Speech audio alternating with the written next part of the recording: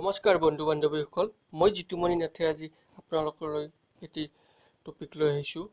ইয়াৰে আগৰ ভিডিঅ'টোত আপোনালোকক জনাইছোঁ যে ফৰ্মখন আপোনালোকে কেনেকৈ ডাউনলোড কৰিব, মানে কেনেকৈ সংগ্ৰহ কৰিব আৰু ফৰ্মখন কেনেকৈ ফিল আপ কৰিব। আজিৰ ভিডিঅ'টোত মই আপোনালোকক জনাব বিচাৰিছোঁ যে কোনসকলে এই আঁচনি লাভ কৰিব আৰু কোনসকলে এই আঁচনি লাভ কৰিব নোৱাৰিব, মানে কি এই আঁচনি কোনে কোনে পাব আৰু কোনে কোনে নাপাব, আজিৰ ভিডিঅ'টোৰ সহায়ত আপোনালোকক জনাব বিচাৰিছোঁ। আহক ভিডিঅ'টো আৰম্ভ কৰোঁ। ভিডিঅ'টো আৰম্ভ কৰাৰ আগত আপোনালোকক জনাওঁ যে মই আগৰ ভিডিঅ'টোত জনাইছোঁ যে ফৰ্মখন কেনেকৈ সংগ্ৰহ কৰিব আৰু ফৰ্মখন কেনেকৈ ফিল আপ কৰিব। ইয়াৰে লিংকটো আপোনালোকক ডেছক্ৰিপশ্যনত দিয়া হ'ব। আহক আৰম্ভ কৰোঁ আজিৰ ভিডিঅ'টো। আপোনালোকে কেনেকৈ মানে কি কোনে কোনে পাব আৰু কোনে কোনে নাপাব এই আঁচনি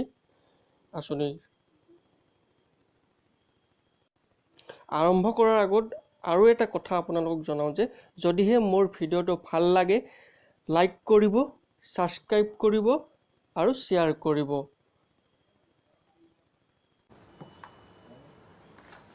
যেনেকে আমাৰ ইয়াত এটা আছে, কোনবিলাক পৰিয়ালক আমি অগ্ৰাধিকাৰ দিম: স্বামীহীন, বিবাহ বিচ্ছেদিত, অবিবাহিত আৰু পৰিয়ালৰ পৰা পৃথকে থকা মহিলা। তাৰমানে এই আঁচনিৰ প্ৰাইমেৰী টাৰ্গেটটো ওমেন। আপুনি যদি বিধৱা মহিলা হয়, ঘৰৰ পৰা স্বামীৰ পৰা যদি বেলেগে থাকে, অবিবাহিত যদি আপোনাৰ যদি বিয়া হোৱা নাই, তেতিয়াহ'লে আপোনাক আমি অগ্ৰাধিকাৰ দিম। দ্বিতীয়তে আমি অগ্ৰাধিকাৰ দিম যে যিটো ফেমিলি মহিলাই চলায়, the family which is run primarily by women. যে মাকজনীয়ে এখন দোকান দিয়ে, মাকজনীয়ে কোনোবা এখন স্কুলত ৰান্ধনিৰ কাম কৰে, প্ৰাইভেট স্কুল এখনত, বা মাকজনীয়ে খেতি পথাৰখন চলায়। তাৰমানে যি পৰিয়ালৰ মেইন ইনকামটো মহিলাগৰাকীৰ পৰা আহে, সেই পৰিয়ালটোৱে আকৌ অগ্ৰাধিকাৰ পাব। তৃতীয়তে, যাৰ পৰিয়ালত দিব্যাংগ ব্যক্তি আছে, কাৰোবাৰ পৰিয়ালত যদি ফিজিকেলি চেলেঞ্জ ব্যক্তি আছে, অন্ধ ল'ৰা এটা আছে, কাণেদি নুশুনা ল'ৰা এজন আছে, সেই ফেমিলিটোৱে প্ৰায়ৰিটি পাব। আৰু ফাইনেলি কোনোবাই যদি দুখীয়া হয় আৰু NSFৰ অধীনত, নেশ্যনেল ফুড ছিকিউৰিটিৰ অধীনত যদি দুখীয়া হোৱাৰ পিছতো চাউল পোৱা নাই, দৰিদ্ৰতা সীমাৰেখাৰ তলত বাস কৰা বহুত লোকৰ হাতত আজি ৰেচন কাৰ্ড নাই, চ' দে উইল গেট প্ৰায়ৰিটি। আৰু নাপাব কোনে? ইয়াত হৈছে যে যিসকলে আমাৰ এই আঁচনিত প্ৰেজেণ্ট এণ্ড এক্স MLA, পঞ্চায়তী ৰাজ অনুষ্ঠান বা নগৰৰ মিউনিচিপালিটিৰ প্ৰেজেণ্ট বিষয়ববীয়া, কাউন্সিলৰ হওক, চেয়াৰমেন হওক, মেম্বাৰ হওক, এইটোত কোনেও নাপাব। দ্বিতীয়তে, কেন্দ্ৰ ৰাজ্য চৰকাৰৰ কৰ্মী আৰু পাব্লিক ছেক্টৰ আণ্ডাৰটেকিং হ'লেও এই আঁচনিটো নাপাব। দ্বিতীয়তে, চিকিৎসক, অভিযন্তা, উকিল, চাৰ্টাৰ্ড একাউণ্টেণ্ট, স্থপতিবিদ আৰু চৰকাৰী ঠিকাদাৰসকলে এই আঁচনিটো নাপাব। তৃতীয়তে, আয়কৰ যোনে দিয়ে সি নাপাব।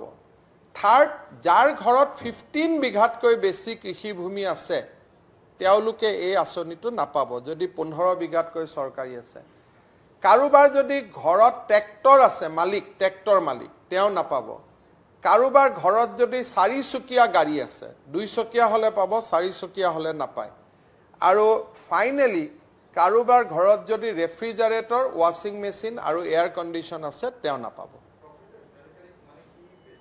আমি এই স্কিমখিনিত এইটো প্ৰথম উলিয়াব গাঁও সভাই। গাঁও সভাই লিষ্টখন দিব, কিন্তু গাঁও সভাই হয়তো 50 জনৰ জেগাত 100টা লিষ্ট পঠাই দিব।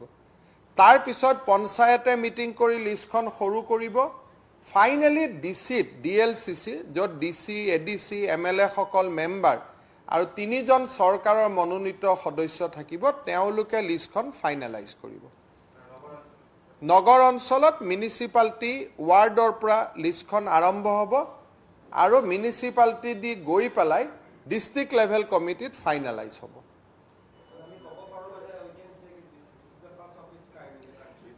আই ফিল চ' যে এনেকৈ প্ৰত্যেক মাহত